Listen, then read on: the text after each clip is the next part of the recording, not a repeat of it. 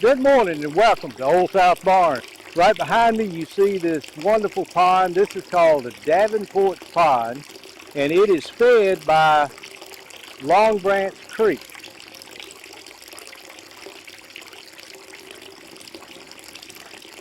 And this pond is the power supply. We got a 400-foot dam holding back water. That creates pressure, and pressure is what we need. On this job site, it's all about restoring and preservation.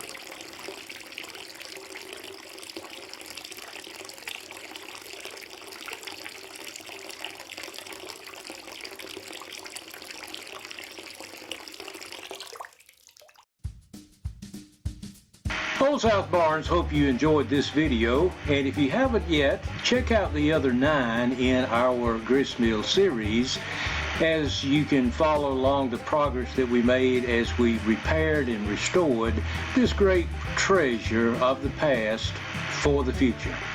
We hope that you'll continue to follow us here at Old South Barns. We've got many new projects coming up, some new builds, as well as some more restoration. Thanks for watching, and don't forget to subscribe.